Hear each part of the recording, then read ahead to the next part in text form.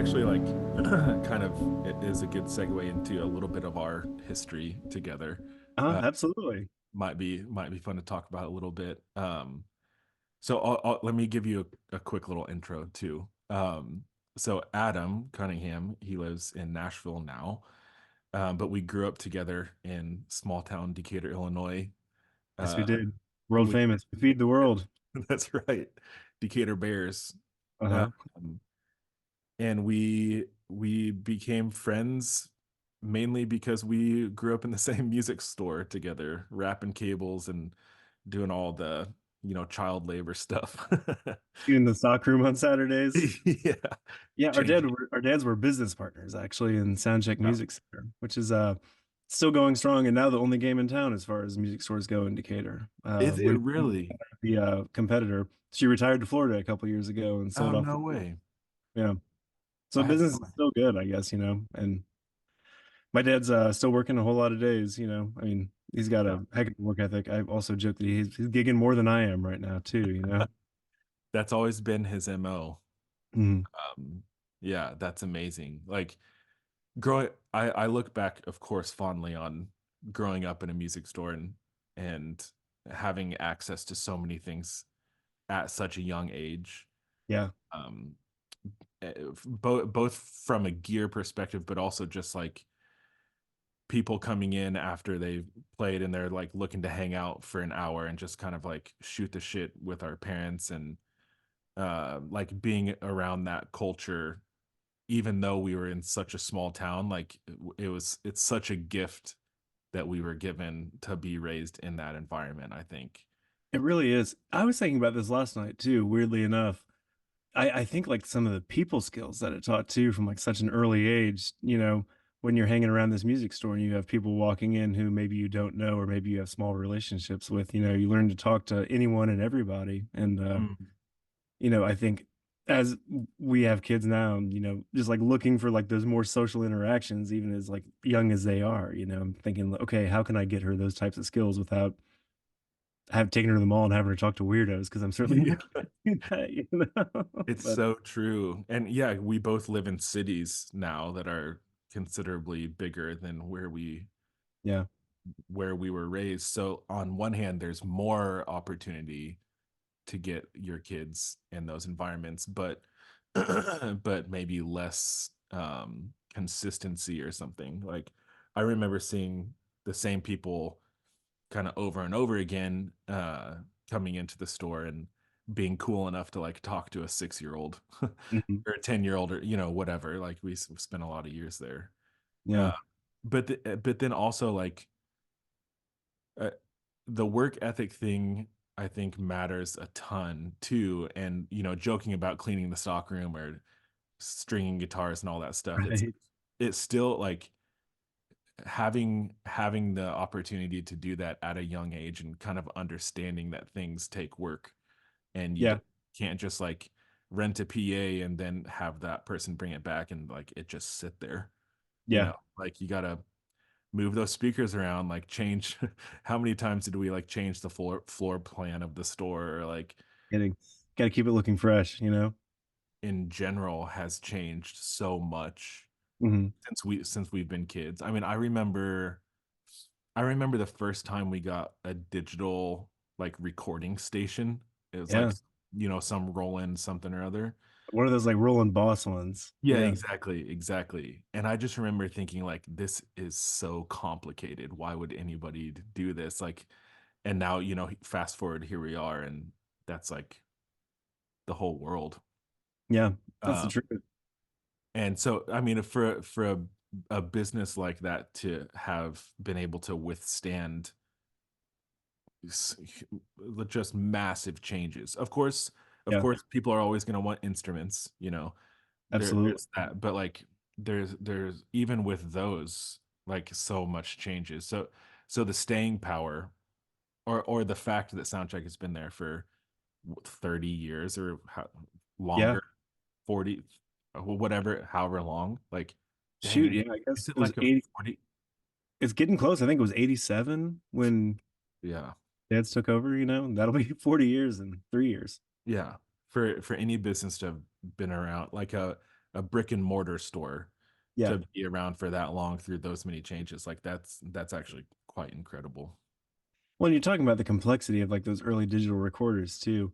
I was thinking about that as well with like learning signal flow, how to hook up like a rental PA and everything like that. You know, what the jacks are called, you know, what a speaker cable carries versus what an instrument cable carries, and just how weird it is. Like in this day, I did 5 songs the other night for like an indie record for a guy in Montreal, actually, which is kind of a weird community that I've kind of found my way into. I was up there recording a record with another independent artist a couple years ago Oh, and kind of cool. made some friends.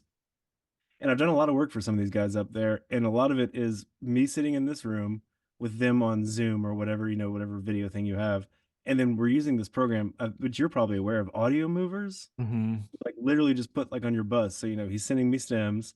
I'm making out charts, you know, learning it down. Then we get on the call and he's hearing what I'm hearing through his thing. And, you know, it's like almost like we're in the room together, you know, and that all kind Yeah. of started with COVID. And it's just bizarre. And that's really complex too, you know what I mean? But it just becomes like muscle memory where it's like, you know, Yeah.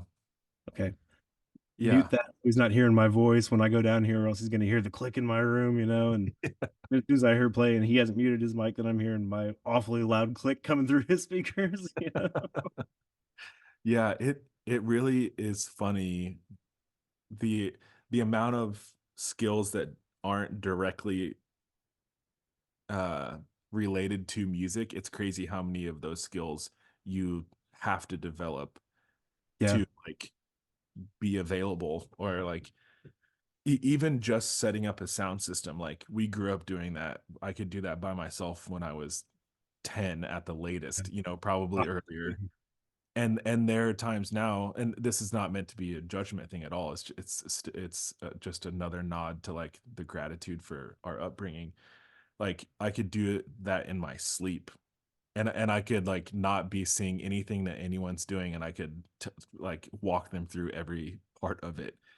And it you know it feels like it's just like a skill that everyone like if you're a gigging musician, like you should probably know how to set up a sound system. right. But unless you've been given the opportunity to, or like, or you've had to figure it out, it's like that can be really intimidating for a lot of people, you know. Yeah. And Also gave me the help of troubleshooting my father-in-law's home theater system every time yeah, I'm up for Christmas or something like that. yeah, yeah, that's so funny. Um, yeah, so that started as an intro, but I guess just to continue on with a little bit of your Stay on topic better. what no no no I love the topics we're on. But just to give a little bit more of your story too. So um, from an outsider's perspective, I've always seen you as somebody who cares about the craft a lot and isn't afraid to work hard at it. And especially as I've gotten a bit older, like I gravitate towards those people Mm, as much as I can because it helps me be better. You know, if I see this other person like really going after it and like really chasing something and like taking it seriously and really going hard at it, like I want to be around those people. And I we're not physically around each other and we don't talk as much as we should, but yeah, not near enough. yeah, I but apologize like for I that. but I do appreciate that about you, and you've always done that. Like whether it's back in the day when we were still both in Decatur and you'd be recording your band and you know like we we I actually hadn't thought that I was going to bring this up. It just randomly came into mind. But like we played summer camps together and multiple summer camps you recorded live and then we burnt, you know, a couple hundred CDs like the next day. And it's like as young kids being able to do that is pretty awesome, but none of that would be possible if you were like casual about it. You've never been casual about your music career and your involvement in it. And I think that's of course extremely admirable. And also I think just really awesome that you've stuck to that. Well, that's very kind of you to say. That's a compliment that I very much appreciate. And I just want to say, you know, growing up and playing, you know, with you, you always inspired me as well too, because you always had such an attention to detail and wanting the things to be the absolute best that they possibly could. You know what I mean? Where I could maybe like rush through something. You always were such a creative type and like seeing a bigger picture and seeing a vision when I was never able to really, that's Mm, kind of been one of my downfalls is, I love music and well, I know we were kind of talking about this a little bit, but part of the reasons I've seen myself like more as a sideman is because I feel like I lack a little bit creatively sometimes. Sorry for stepping over that. And I've really always admired that about you. Even, that first Bisbee EP that you did. I was thinking about that this morning, actually, just while I was kind of preparing for this, and just how mind blown I was by this music that you were able to like dream up in your head that sounded like nothing that I had ever quite heard at that point. I know mm, the influences of like Copeland, Sigur Rós, some of the ambient stuff and everything, but that still holds up as a gold standard, like in my head, just for mm. what can possibly be there if you are able to like tap into that. And I really respect that and miss that about you, miss that about seeing you and working with you. Yeah, I appreciate that very much. I remember when I was living in LA, you and your dad came out for a NAMM show, and we Hmm. hung out kind of for an afternoon, and you all came into the studio and listened to one of the songs. And I remember your dad saying like, "I would have never expected a piano and bass tune from you, but that's really cool." And just of course, I respect your dad at the highest degree, and it was a cool moment to, I was like figuring stuff out in Los Angeles, Hmm. and to have you two there was super cool, and hearing it and to hear that now is really nice. Really appreciate it. I'm still inspired by that. I still love the way the bass sounded on that EP too. And I remember you telling me that it was just like through an API lunchbox with like a 512 or something like that, you Yeah. know? Yeah. And Yeah. I've had a 512 like since then and couldn't get the bass to sound like that. So I can't remember who played bass on that, but it was the tone was in the hands, I suppose is one of those Yeah. early Yeah. things. Yeah, it is. I I think about this often, that I've been so lucky over the course of my life, both childhood and adulthood, to always be around like exceptional engineers, and have access to stuff that a lot of people just don't have access to, Mhm. and that certainly was the case in Los Angeles as well. Tyler Logan is who played bass on that, a good friend of mine still, and the guy, my friend who engineered it, Tate Huff, he engineered and produced it. Like uh, he was is also still now, like, but at the time he was like way too good for his age. Like he Really. he, he kind of grew up in a similar vein to us, where his dad was an engineer and a musician. Um, so he just like grew up in the studio, and when you're around something for so long, you like get a feel for it, where it's less about like the technicality of it, and it's more just feel. And once you can get to that place of going off of feel, it's like you're always going to be better. But that's why you have to put in your 10,000 hours or whatever, so you can actually make that discernment and not be like tweaking out of curiosity. You're like finding Yeah. the that you can already envision a bit. um Yeah, muscle memory is another term I kind of use for that too. I like the idea of feel a little bit more. It feels a little more real into what it is. But there's that old saying that, everything's easy once you figure out how to do it. So if you're not, trying to figure it out as you go, I mean, which we all are in this thing called life anyway, but as soon as you know what you're reaching for, what you're going for, everything comes together a lot quicker, I suppose. Yeah, I think so. I mean, I hope that's true. I mean, that's more or less just experience, right? Yeah. Like, and something that has become more and more important to me over the last 5 or so years is like really leaning into experimentation and exploration as the end goal. It's like we get so results focused in whatever, like music certainly, but Mhm. really with anything, like if we're not doing anything, if we're not doing something with a clear result in mind, it's seen as like a waste of time. But I'm trying to spend more time exploring, and that's the only purpose. Mhm. So that it's not.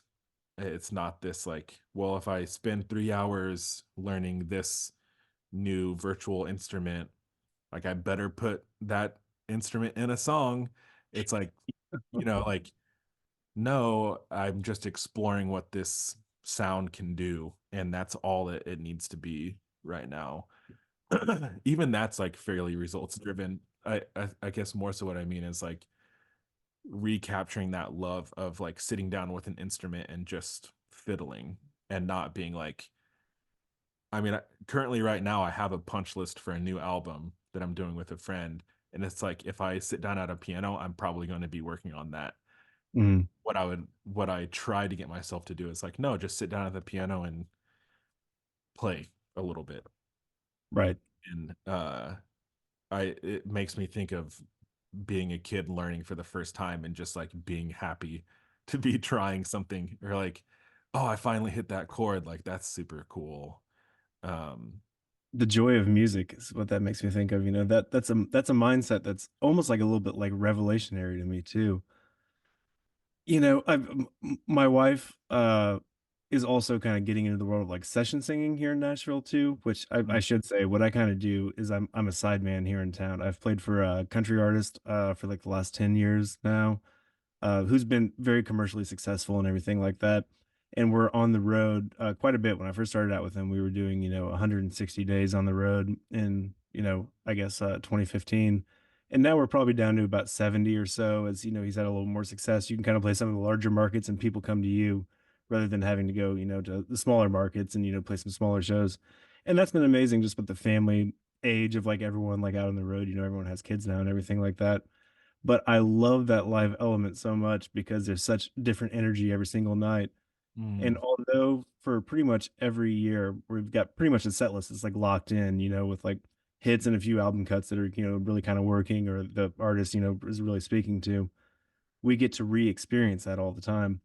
And mm, my wife did a session at Ocean Way here in Nashville yesterday with like 12 vocalists. It was like just, vocals on top of like an orchestra type of thing for I believe it's for like a theme park, like one of like the shows that they're doing there. cool. And she got back last night and was just like, "Oh, it's just so much fun. I wish you could have heard it. The group sounded so good." She was just like, "I'm so sad it's over." And I was like, Mm, "Well, there'll be another call, there'll be another thing like that." And I think about that specifically in Nashville, which is weird, is that we spend so much time like on our craft, learning how to play, learning how to engineer and everything like that. And for what on the recording side? It's to get everyone in the room so that they can record it as fast as possible and as skillfully as possible and as musically as possible, but then get out the door and on to the next thing. yeah, And that's yeah, a weird thing to like spend your life like trying to do. I think there is a lack of appreciation sometimes, like for getting that, when it does happen and it's over so fast. And that's a weird thing about recording is, you track it, you put out the product, and that's it for like all time. It's just a weird concept that I hadn't really thought of until we were walking the dog last night, and talking yeah. about that. Yeah, it is interesting. I last week I had a string and brass session at this soundstage here in Cleveland. Really cool experience. Like, don't need to go through that whole thing, but I was talking with one of the string players after because they were just commenting on the session and like on the stuff that they were recording, and he said something. How did he say it? It prompted me to ask, like, is this kind of session harder than like going and playing a concert with a full ensemble or something? Because we only had 2 hours and we had like, I don't know, probably 12 or 15 cues to work through with the quartet. And he was like, oh, this is way harder because I have a minute to create magic or to create that like moment, where Right. with a full concert or this, especially of course if there's more instruments too, like you're kind of building that whole momentum together. But when you have just this list of things that you need to play and you have it notated and all that stuff, it's like there's a lot more pressure to like get it right now. Right. And I think there's something cool about that, but the over commodification of it feels weird. And that's probably, I think that's more so what you're getting at in Nashville. It's like a ton of stuff that needs to be done, and Absolutely. it's like the faster you do it, the more money you make, or the more Yeah. that you do, the more money you can make. You know.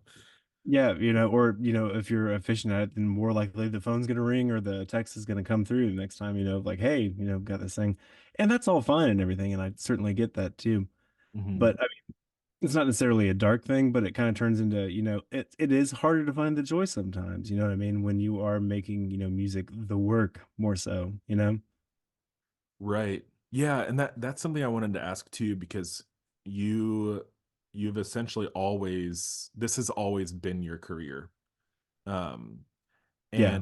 and I think that in and of itself is like extremely inspirational, I think, because it's another thing that people romanticize, right? Like I certainly did before I quit my job to pursue music stuff full time. It was like assuming that there was, it's like another level of reality, of like bliss or something, I mean, the ignorance of that was bliss.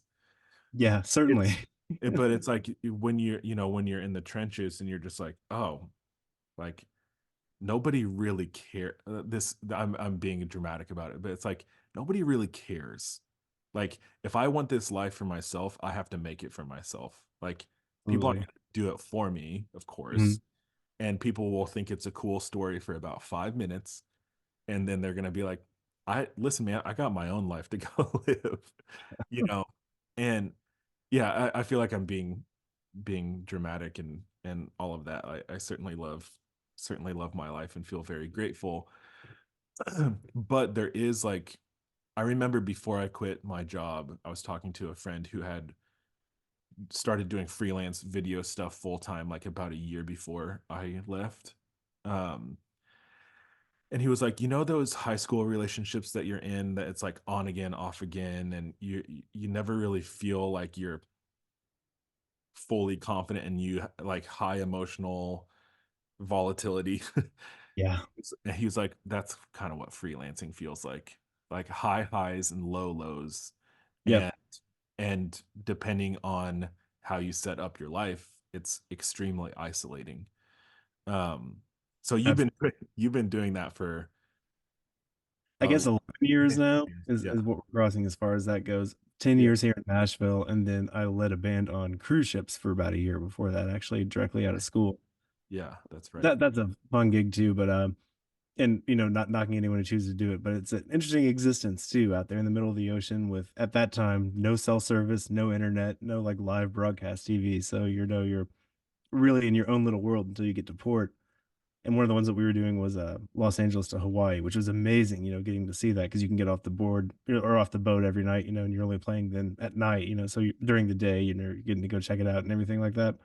But that's, 5 or 6 days, like, from Los Angeles to Hawaii on a boat without setting foot on land, And so, Yeah, your world's kinda small in that, everyone in the entertainment party is amazing, and we were in the severe minority of, like, employees, like, on the ship being, Americans, actually. A lot of English people, a lot of Australians, a lot of native Caribbean island bands down there, which, man, those guys could groove. Like, it was just really mhm, amazing, like, hear those party bands too.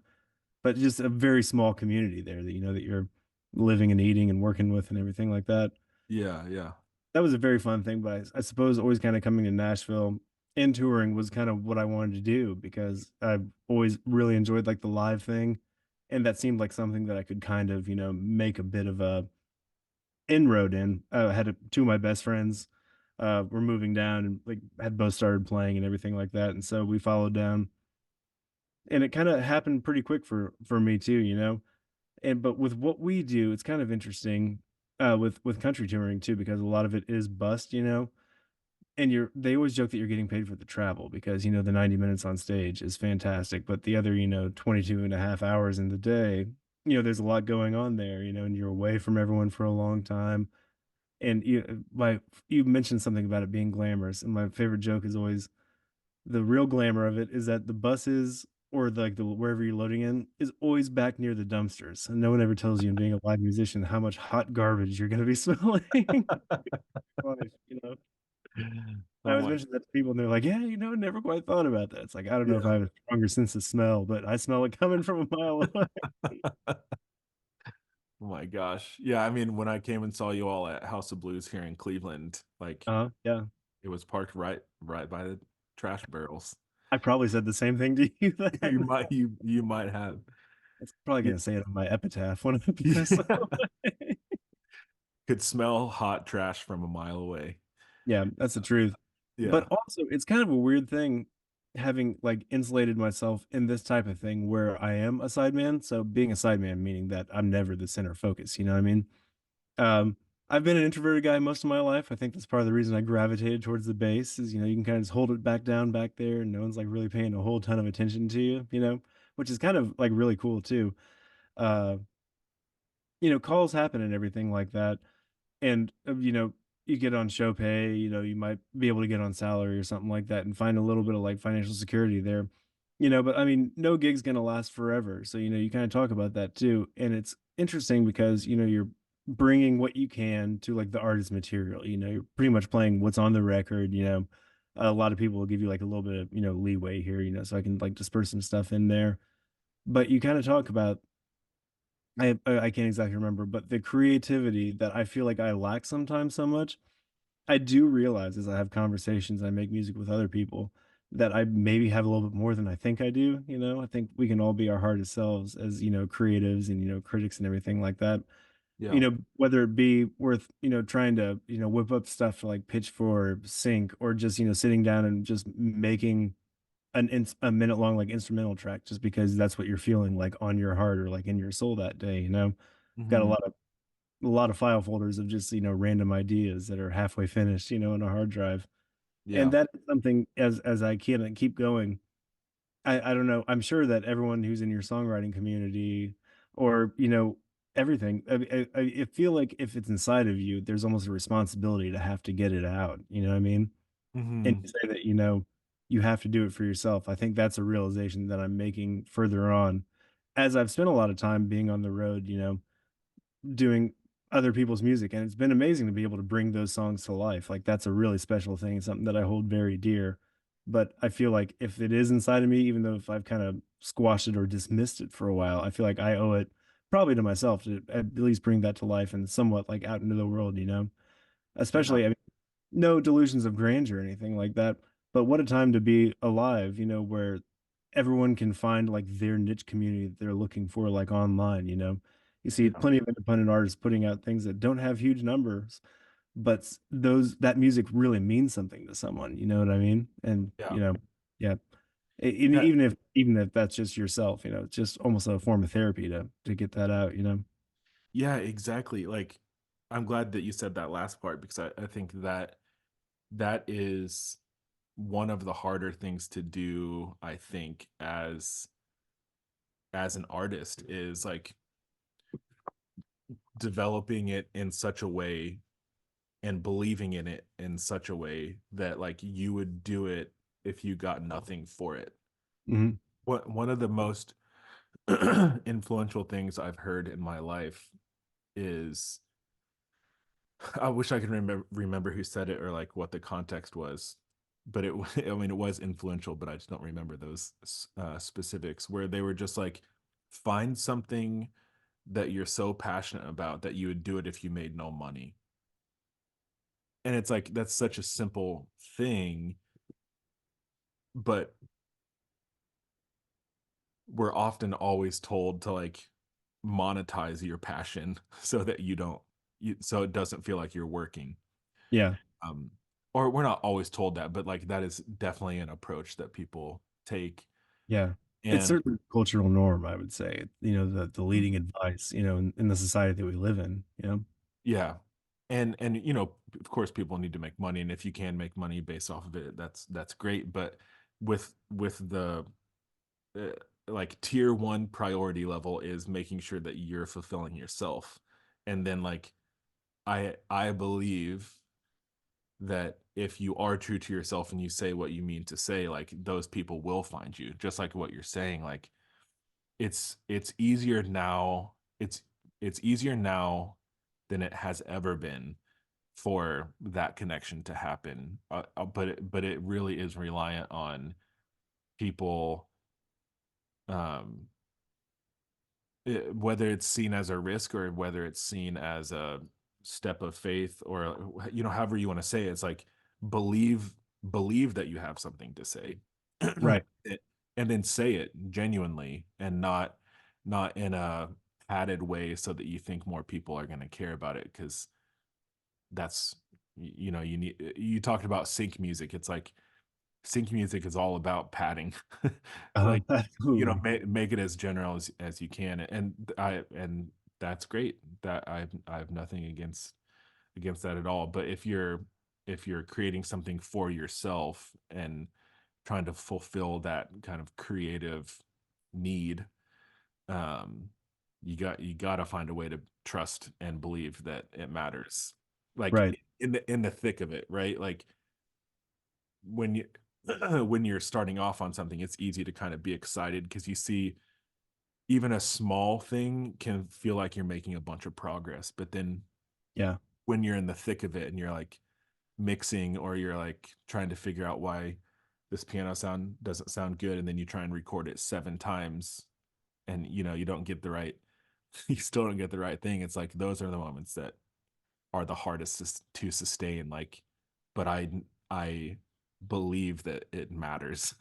Yeah, Like it absolutely. or like it does matter to me that I get the right thing. Well, and that attention to detail is certainly important. This reminds me of there's a drummer who plays for another country act here in town who's, just a real kind of, I mean, amazingly nice guy, but tortured soul, just kind of a little bit mellowed out, chill, but super, super welcoming, just like nicest guy in the world.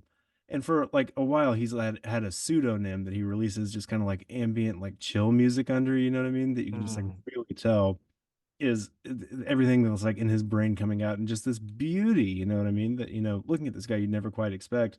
And it's really amazing because like in the last couple years, like his streaming numbers have like really taken off, and it seems to be making its way onto these, moody playlists and stuff like that.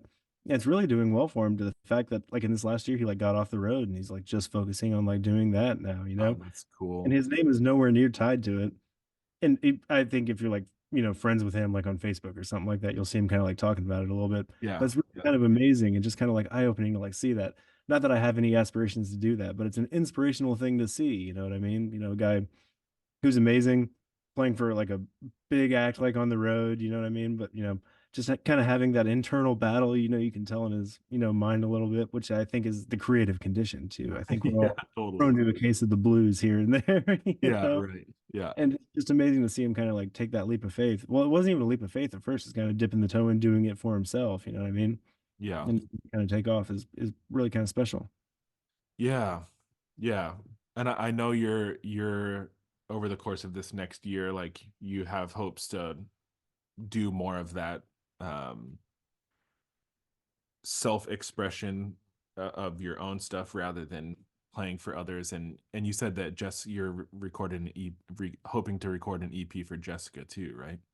Yeah, it's kind of funny. We both met in music school. We're both kind of like into the jazz thing, the big band thing. We used to do a lot of gigs, like in Decatur and the surrounding areas when we kind of got there and did a little bit of that, here and there. But jazz was such a dirty word, like when we first moved to Nashville too. It's like, Oh, oh, that's just funny. leave that stuff over there. You know what I mean? If you play a chord, with more than like a seventh on it, it's like, oh, we'll leave those for like the after dark hours. You know what I mean? But it's kind of interesting because we've kind of had a lot, just a couple things that we've done here in town, like with friends here recently. There seems to be a lot with everyone, the population that's moved here and all these kind of like boutique hotels that are setting up. Uh, they're looking for like, just like little, just like straight ahead, kind of like jazz groups and everything like that. And she's gotten kind of more into like the vocal session world too. We've just been making a little bit more music, just kind of getting that back going around the house. You kind of forget how much we appreciate that too, how good it feels good to do that again. So it's like, Mhm. we've got a whole like bunch of like demos like knocked out here too. That's, I mean, nothing amazing. It's like me finding like jazz drummer loops on Splice. And Yeah, like, sure. that's Yeah. the drum track, we'll whip up Yeah. something. And then with everyone here in town too, know a couple guys will go, knock out drums at my buddy Sean's house, and then do this thing over here. But it's just been incredibly gratifying to do that again, and if it doesn't do anything when it gets going, that's fine. But we're having a whole lot of fun in the process, and it's again more soul gratifying than I realized it would be after maybe like a 8 or 9 year break of having done that. Yeah. Yeah, and you were like really my first friend who dove into recording as much as you did. Like I remember recording in your parents' basement too. Like Yeah, big tower PC with Cool Edit Pro, I think we were yeah, on in dude, those cool. days. Yeah, that's exactly right. There was a closet downstairs that I think we like put an amp in, and like that was our isolation booth or something. But yeah, I think you were really the first friend that like at when we were so much younger, uh, Mhm. that like really dove into that, and then of course like I'm thinking of now multiple other people in Decatur that were doing that too at the time. So it's cool. It's cool for me to like know that you're coming back around to that too. Well, Uh, it's just funny too. I mean, because I've always been doing the recording and like self-producing stuff, but again, it's just been building up on a hard drive. And then the only things that I really have been doing is I have been lucky to like contribute to like some independent records, like that mhm. I've been doing recording. I've been lucky enough to do some stuff in town where we are in kind of some of the big rooms and everything like that, and it's a whole lot of fun. And Yeah. I think I spun that negatively earlier too. One of Mm, the things here in this town as well is that everyone is so good that when you can get like a bunch of people together and you can play a song down once and then record it again, there really is an amazing kind of magic, especially when it's maybe someone who shows up on the session that you haven't played with before, a mm, guitar player you played before, or even like a drummer, and then there is some kind of chemistry that happens there. That's an amazingly special feeling. And that's yeah. part of I don't want it to be over type of thing. And I think I can, maybe I downplayed that like a little bit earlier because it is really cool, but two sides of each coin. Yeah, for Yeah, sure. And one session can really lean into that magic, and another session can be super transactional, and you're just like, yeah, I played those notes and I didn't mess up, so like certainly. I don't need to keep playing it. uh, Certainly. Yeah. um yeah, it is that magic is definitely that's the drug, right? Like that's the thing that Yeah. everyone's always chasing, I think. Well, uh and again, I should also say too that I did like probably a lot of people read Rick Rubin's book in the last year or yeah. two on the creative process. Hmm. And the fact that that was so much more of like a meditative and like, what his sense of spirituality is, I mean, was just Hmm. really kind of like eye-opening for me. I think I saw something on CBS Sunday Morning where it was like a profile on him, and then I think I got the book for my birthday last year. And it's just like, wow, this guy's like never setting out to do anything amazing, but he's just looking for what resonates with him. And he feels a need to do that and continue to do that. And yeah, I think that can just kind of spark something and just reframe something a little bit. Yeah, and so much I there's so much about that book that we could talk about. I think really early on in the book though, something that I loved that he said was like, you might think that you're not creative, not certainly not you or I, we know that that's Um, core to us, but like even you saying like struggling with creativity in some ways or for certain seasons, or not feeling like you have as much, like in that book he's saying, do you talk, like do you have a conversation, like you're creating something that didn't exist before, like, and I think stuff like that is really helpful just to kind of understand creativity isn't this like out there thing that right. some of us have more access to than others. It's like all around us, and we're always creating stuff. And and I just think that's a really cool perspective, because I appreciate the abundance of that rather than it feeling like it's this finite resource that is getting used up by other people or something. Yeah, absolutely. And I think exact kind of what you're saying to piggyback off of that, just like the simplicity of it all, like in the way he can kind of break that down, even though it is in more heady terms, I suppose, it's like, wrapping your head around a concept of all that. but it really is just, block by block, everything that you're doing is a creative act in some way. And that's again, just kind of one of those Yeah. moments. I also love like the fact that he will willingly say like I don't play anything. Like I'm not going to be your producer or uh I'm not going to serve your process by playing something, but like Right. I know my taste and I know my taste is good. Yeah. You know, That's right. and it's like yeah, that's amazing. It's amazing to have that confidence, of course. And of Mhm. course, and obviously his proven track record like Yeah.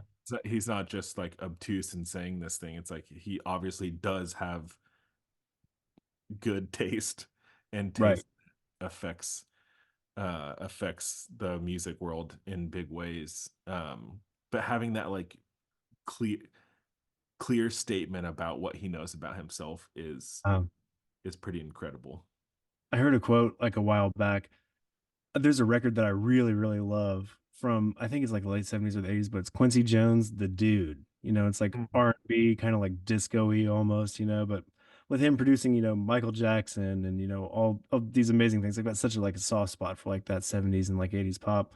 It was a quote somewhere that was like the dude is like a perfect example of Quincy Jones who didn't play anything on the record, didn't write anything on the record, yet he produced it all and it still sounds all like Quincy Jones. You know what I mean? Yeah. Yeah, it's an interesting thing too. He started out as a trumpet player, but I think when he was 30, he had like a brain aneurysm. And then that meant that he couldn't play trumpet ever again. It's a weird thing like when that happens. And so he turned, from the black and white big band era, then his eyes on, what the future of pop would be. And yeah, it's amazing. I don't know if anyone out there, it could be a little campy, because there is like some disco-y type stuff on there, but it's just good. Yeah. Yeah. Yeah. That's And another he thing. always had like the best LA players of the time, wanting to do Yeah. all that stuff with him and everything like that. So the musicianship is just, real on high. And there's a Yeah. song like 100 Ways that was like a big R&B hit. That's just a beautiful song, Mhm. beautiful lyrics, beautiful songwriting structure, I think too, Yeah. Yeah. Yeah. So a I plug do for a 50-year-old record, but it's the that's classics. good. I like Yeah. it. That's something that that I've have definitely noticed about myself in the last 10 years or so is not being I talked about this in the last conversation with John Dolan in a slightly different context, but just appreciating that my my love for the craft outweighs my subjective opinion when it comes to music, where it's like, yeah, stylistically, probably wouldn't really dig that record that much, Uh, but man, do I love hearing like when you can hear people having a good time and like yeah, you believe the performance and the musicianship. Like I I'd I'd rather listen to a record full of that than like a, you know, something that feels machined or like overproduced or something like that. absolutely. And I appreciate that I've been able to like notice that about myself of like yes, of course I still have my preferences to listen to if I'm just casually listening, but kind of growing out of that stylistic snobbery or something like Right. that, you know, Yeah, which we all have, and that's fine, of course. Like certainly. there's not necessarily something wrong with that, but the appreciation for the craft, I think, is just so much more. It's so much more important, and it allows you to be so much more like joyful about it, where you can like appreciate the person rather than the genre or something. I always thought that's something interesting about genre snobbery, and I'm certainly guilty of that too. But I've kind of taken to this saying like in the last few years where I say like all music has validity. You know what I mean? Because everything that's out there, someone we like to think probably put in, some real love, some real thought, some real heart and soul into what it is. So even if it's not up my alley, who's to say that that's not, the best thing that someone else has ever heard and that's like really making their day. So before I jump to, something of, oh, this is, no music is trash. It's all valid and important to someone. And I think that's important to remember too. Totally. I mean, it's stuff that I create. stuff that you create. You know, we have a lot of friends who create a lot of music. Like, Right.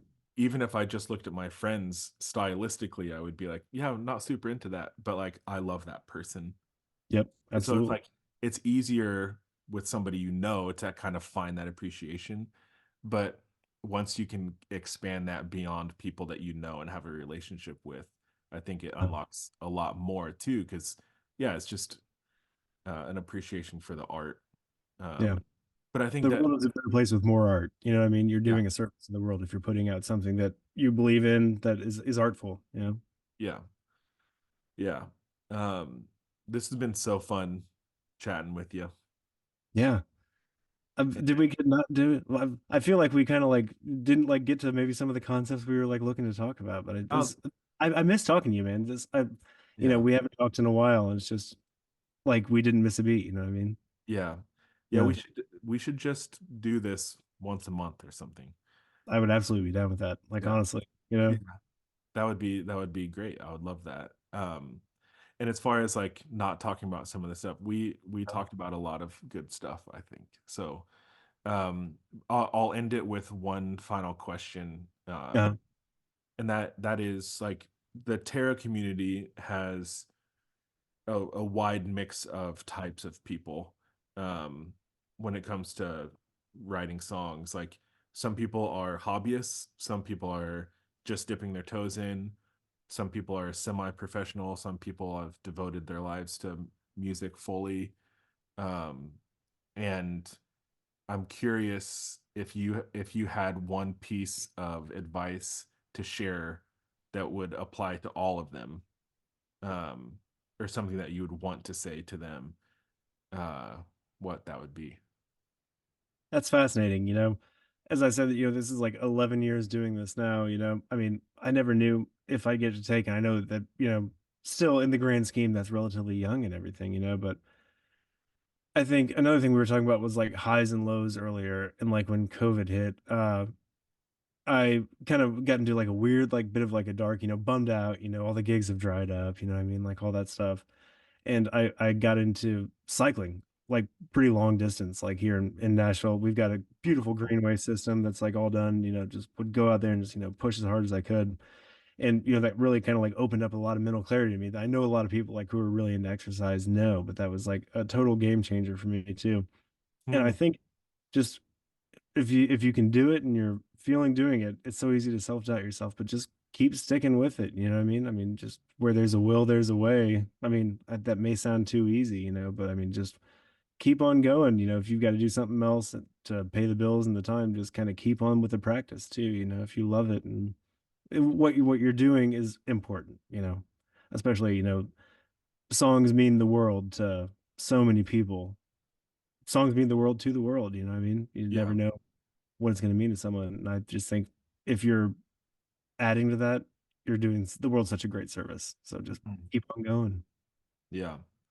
That's great. I think yeah, there's a lot of really good there. And I agree. If you have the feeling that you want to create and you want to share that with people, or even just create for the sake of saying to yourself that you did it, getting it out of your getting Yeah, it out of your absolutely. mind. Yeah, like that it's such an important action. At the very least, it's such an important action for you. Right. And and then if you decide to share it with other people, you never know how it's going to impact them. Yeah. And Well, what that's a the thing. We wouldn't be having this conversation if we didn't feel a need within it to do it for ourselves too. You know what I yeah, mean? yeah, Yeah. right. Yeah, I don't know what I would do if I just was told somehow cosmically that like I can't do music anymore. I would be like, well, Yeah. what I don't know where to center my reality anymore. Honestly, Yeah. I always joke I have to keep doing this because it's the only thing I'm good at. I mean that yeah, I mean you've spent many hours doing it and certainly all of the success that you've had is deserved based on the work, but I always have appreciated your perspective and your work ethic, and it's great when those things are rewarded with success, you know. And success is a lot of different things. Obviously, I'm not trying to go down that road too much, but like you live in Nashville, you have a family, you're doing music, like all of this stuff adds to this success. And as a friend, I'm really proud of you and Which thankful. I feel like I need to knock on wood sometimes, you know what I mean? Yeah, It is kinda wild. And I think, again, like, as that type of thing, I'm always dealing with the mental thing of, "I can do more, I can do more, I can do more," and what I'm doing isn't good enough, you know, what it the you know, I think that's something that so many people can relate to, you know? And it's just important to just keep doing what's good for you. I mean, you know, and yeah, trying to be better every day, trying to have a better output that's going to be healthier every single day. You know, and you talk about just how long we've known each other. I think another weird thing about growing up in Decatur, Illinois, is there was such a massively wondrous pool of amazing talent, like in yeah, Central Illinois. You know, yeah, we have the University of Illinois at Champaign right up the road, you know, which has like turned out a whole lot of talent. And there's just been a lot of talent that's like come out of Decatur too. And that was always the inspiring thing is getting to grow up in a place where there are a lot of people who are a lot better at you than what you're trying to do than you are. And yeah, that's the quickest way to, I think, get better. So I'd maybe piggyback on that advice too. You know, if there's someone out there, you know, who's wanting to up their songwriting, you know, like find someone like who like wrote a song that you really like and you know, ask if you guys can like do one together or something like that, you know? And not for like a purely personal gain, but I mean, you're just going to grow so much quicker if you're, you know, rising to the level and, you know, having to rise to the level of, you know, seeing someone do what you want to do, what the way that you perceive it to be better than what you're doing. It's like a yeah. real twistery way, but yeah. Yeah, no, that's so good. Surrounding yourself with people that inspire you to be better is such a critical part of life, I think. Yeah. And And, that's not only for music either, you know what I mean? I'm totally, lucky to see a lot of great dads around me, you know, too, that I'm like, I want to do that. I want to do that, you know. I'm also like a wannabe chef, and you know, I know a lot of people who cook a lot better than I do. So I'm always just like, hey, you know? yeah, yeah. Come and hang out and cook a meal with me. And Yeah, absolutely. it's funny, like I could talk about this for a lot longer, but I'm gonna try and keep it short. Um, it is interesting that we sometimes think that these people that we do kind of hold in that other tier, Mhm, it's like untouchable, as if they're like not human or like we don't deserve to have a conversation with them or whatever that is. Like we feel inferior to them. mhm, But think of yourself as a musician and somebody who creates art. Like if you have somebody reach out to you that has genuinely been impacted by the thing that you've done, like how could there not be anything except appreciation for that? And it's like I've had these interactions with people that I've held in really high regard and just like had casual conversations with them. And it's like, yeah, of course, like you, of course, you're a person, and mhm. like I've paid a lot of attention to your career, and I know a lot about you, which Yeah, feels weird, but it's also like it's so much. It's actually so much easier to have those conversations with people who are 10 years ahead of you yeah, or what whatever it is when there's a genuine connection, and it's so much easier, I think, than what a lot of people would assume. For whatever reason we think that they're yeah, I mean if I Instagram message Taylor Swift, obviously that's a different thing, but like uh maybe there's a threshold there, but yeah. I I'm a like Swiftie myself, so you know, who knows? what's that? I love Taylor Swift myself, actually, you know. Her Speak Now record was actually the reason I wanted to move to Nashville, actually. Like Oh, here, wild. and it wasn't her or her songwriting, although I love those songs, but it was hearing the guys in the room and the high level that they were playing at on that record at a Mm, time when so much of the music on pop radio was kind of turning, you know, a lot more, you know, digital, drum machines, program bass, a lot more keyboards and everything like that. Like hearing things that didn't sound like they were beat detective, even though they probably were because they were Nashville, but just like you could tell that was someone who really knew how to play the drum, someone who really knew how to dig in on bass, intricacies of Mm. the guitar parts and everything like that. It was just like, wow, there's something going on there that I want to try and go be a part of. Yeah, that's cool. Talking about what you're doing, they always say like the whole "don't meet your heroes" thing, and that scared me for a long, long time. And I've been lucky enough to like be in some rooms, like doing an award show or something like that. It's like, oh my gosh, that's so and so over there. You know what I mean? And for a few years, like kept me away from like going and saying hi. But then kind of getting over that, I've never once been disappointed meeting someone like who I held and like looked up to in high regard, like in this town. And I've often been surprised and really shocked by like the graciousness and how they carry themselves and how they would like stop and have a conversation and, be very encouraging or just, and a couple of those have developed into relationships that I would have never been able to expect before that have kind of shifted my life a little bit too, which is kind of really amazing. Totally. Yeah. Yeah. Yeah, and I think the whole point of this is just to say, to reinforce what you said, like find somebody that's doing it the next level from you, and Mhm. like ask to be a part of their world in Right. some way, you know.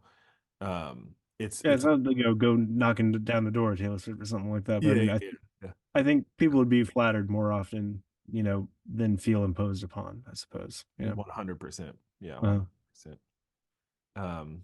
Well, thanks again, man. I Thank gotta. you. We talked about being dads for a minute. I gotta go pick up a child. Yep, Um, absolutely, yeah. My yeah, wife was, pushing her extending her lunch break a little bit, so I've gone I need to go see if I bet the kid's still asleep. yeah. Okay. Cool. Well, thanks again for this, man, and hopefully we'll talk again soon. Yeah, absolutely, man. Thank you for having me. I appreciate it. Alright.